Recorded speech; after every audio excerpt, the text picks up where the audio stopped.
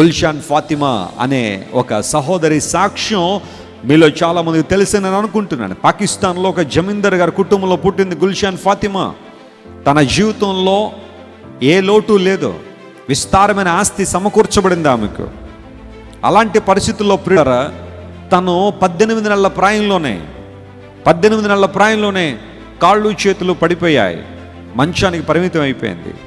London తీసుకెళ్ళాడు వాళ్ళ father, ఎందుకంటే టాప్ 10 డాక్టర్స్ అందరూ కూడా అలాంటి దేశాల్లో ఉంటారు, గొప్ప గొప్ప డాక్టర్లు అందరూ ఉంటారని తీసుకెళ్తే వాళ్ళు అన్నారు, మాకు ఏ లోపం కనబట్టం లేదు, ఏ ఇబ్బంది మాకు కనబట్టం లేదు, కొంచెం ఈమెకు వయసు పెరిగే కొలది ఒకవేళ ఆమె నడవచ్చేమో, చేతులు కాళ్ళు వస్తాయేమో, ప్రాముఖ్యంగా కాళ్ళు నడిచే అనుభవం వస్తుందేమో అని చెప్పి వయసు పెరిగే కొలది ఆమె చీలమండలు బలపడి నడిచే అవకాశాలు ఉంటాయి, వెయిట్ ఫర్ 12 years, ఇప్పటి నుంచి 12 సంవత్సరాల వరకు వెయిట్ చేయండి అని పంపించేశారు.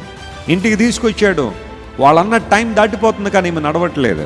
తీర్థయాత్రలు తిప్పాడు, ఎక్కడికో వెళ్తే మేలు జరుగుద్దని ఎవరు అంటే అక్కడ తీసుకెళ్ళాడు. చాలా నెలలు అక్కడే ఉంచుతాడు కానీ ఏ అద్భుతం జరగల. తీసుకొస్తాడు ఇంటికి, అమ్మా నేను చేయగలవన్నీ నీకు చేశాను, ఐఎమ్ సో సారీ అని తండ్రి చేతులు ఎత్తేస్తాడు. ఆ సందర్భంలో ప్రియులారా, గుల్షాన్ ఫాతిమా ఒక మహమ్మదీ కుటుంబానికి చెందిన సహోదరి. ఆమె వారి పుస్తకాన్ని చదువుతున్నప్పుడు దానిలో యేసు ప్రభువు గురించిన విషయాలు కూడా ఉన్నాయి. వాటిని చదువుతున్నప్పుడు ఆమె కనిపించింది, యేసుక్రీస్తు ప్రభు గురించి ఎందుకు మా వాళ్ళు సరైన అవగాహనలకు రాలేకపోయారు, ఆయన లాజరును బ్రతికించినట్లుగా ఉంది కదా, ఆయన జీవాధిపతి కదా అని ఆలోచన చేసి తన దగ్గర ఉన్న 2 పనమ్మాయిలను అడిగింది, యేసు ప్రభు గురించి ఇంకా ఎక్కువగా నేను తెలుసుకోవాలంటే ఏ పుస్తకాన్ని నేను చదవాలి అని అడిగింది. వాళ్ళు అన్నారు, అమ్మ ఇంజిల్ అనే పుస్తకం ఉంటుంది, అంటే బైబిల్, సువార్తల్ని ఇంజిల్ అంటారు. ఆ ఇంజిల్లో యేసు ప్రభు గురించిన వివరాలు చాలా ఉంటాయి. ఆ పుస్తకం నాకు ఒకటి కావాలి అనగానే వాళ్ళిద్దరూ తీసుకొచ్చి బైబిల్ ఇస్తారు ఆమెకి. ఒక్కొక్క మాట పట్టు విడవకుండా చదువుతా ఉంది, ఎందుకంటే బైబిల్ దైవ గ్రంథం కనుక ఆ మాటల్లో శక్తి ఉంది. దేవుడు నిన్న నేడు నిరంతరం ఒకే రీతిగా ఉన్నాడని గుర్తించి ప్రతి మాట క్షుణ్ణంగా చదివి ప్రార్థన చేయడం ప్రారంభించింది. ఆమెకి ఏ ఒక్కరు బోధ చేయలేదు, బహుశా ఏ ఒక్కరు కూడా ఆమెను కూర్చోబెట్టి గంటలు బోధ చేయలేదు. కానీ ఆమె దేవుని వాక్యాన్ని తరచి చదవడం ద్వారా సత్యం అర్థమైంది.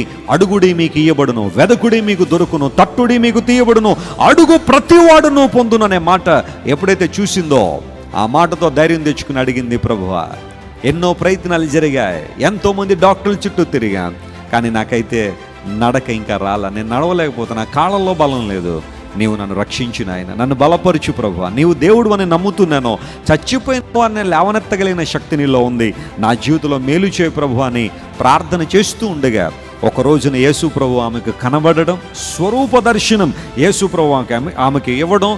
దాదాపుగా 19 సంవత్సరాలు పైగానే మంచాన్ని పడి ఉన్న గుల్షాన్ ఫాతిమా యేసయ్య స్వరూప దర్శనం చూడగానే లేచి నడవడం ప్రారంభించింది. దేవుని నామమునకు స్తోత్రం కలుగును గాక. అమేజింగ్ మిరకల్, ఒక అద్భుతమైన సాక్షిగా ప్రపంచం అంతా తిరిగి దేవుని సువార్త ప్రకటించింది. నేను యేసు ప్రభు ద్వారా స్వస్థపరచబడ్డాను, యేసు ప్రభు నన్ను స్వస్థపరిచాడు, నన్ను లేవనెత్తాడంటే సొంత అన్నయ్య పాయింట్ బ్లాంక్లో గన్నబెట్టాడు, తీసుకొచ్చి చంపేస్తా నిన్ను యేసు ప్రభు గురించి మాట్లాడావంటే, కరెక్ట్గా కణతల మీద గన్ను పెట్టాడు. అప్పుడు ఆమె చెప్పిన మాట ఏంటో తెలుసా, అన్న ఎంత త్వరగా చంపేస్తావు చంపేసే అన్న, ఆయన్ను కొన్ని క్షణాలు ఆయన రూపాన్ని చూస్తేనే ఒక తల్లి ఒడిలో పరవళ్ళు తొక్కే పసిబిడ్డలా పరవశించిపోయాను ఆయన చూసి. నీవు పాయింట్ బ్లాంక్లో గన్ను పెట్టి కాల్చి పడేస్తే సరాసరి నా ఏసీ దగ్గరికి వెళ్ళిపోయి యుగాల్లో ఆయనతో ఉంటాను, ఆయన చూస్తూనే బ్రతికేస్తున్నాను, అంతకన్నా గొప్ప ఆనందం మరొకటి లేదు అనగానే వాళ్ళ అన్నకి ఏం చేయాలో అర్థం కాలే. ఈమె మైండ్ దగ్గర పాయింట్ బ్లాంక్లో గనబెట్టాడు కానీ ఈమె ఆన్సర్కి ఆయనకి మైండ్ బ్లాక్ అయిపోయింది. ఆయనకి ఏం చేయాలో అర్థం కాక వదిలేశాడు. సూట్ కేసు పట్టుకుని బయలుదేరింది. ఒక్కతే అర్ధరాత్రి వాళ్ళ ఇంటి నుండి ఒక స్త్రీ, యవనస్తురాలు, ఎక్కడికి వెళ్తారో తెలీదు, ఎక్కడ పోవాలో తెలీదు, బయలుదేరి వచ్చింది ఇంటి నుంచి. ప్రపంచం అంతా తిరిగింది, యేసే దేవుడిని చాటించింది. గట్టిగా చప్పట్లు కొట్టి దేవుని మహిమపరచండి. Our God is healer.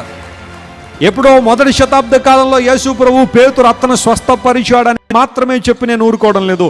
ఈనాటికి దేవుడు అద్భుతాలు చేస్తూనే ఉన్నాడు, ఆశ్చర్యకారాలు జరిగిస్తూనే ఉన్నాడు. చేద్దాం, పట్టుదలగా ప్రార్థించేద్దాం. మన ప్రతి విన్నపాన్ని దేవుని దగ్గర పెడదాం. ప్రభువా, నా జీవితంలో ఈ అవసరత ఉంది, ఈ ఇబ్బంది ఉంది, నన్ను కరుణించు ప్రభు అని ప్రార్థన చేయండి. దేవుడు ఖచ్చితంగా తన హస్తముతో మనల్ని ముట్టి, తన చేతితో మనల్ని ముట్టి, మన లేవనెత్తి తన మహిమ కొరకు దేవుడు మనల్ని వాడుకునేవాడు. తన మహిమ కొరకు దేవుడు మనల్ని నిలబెట్టగలిగినవాడు.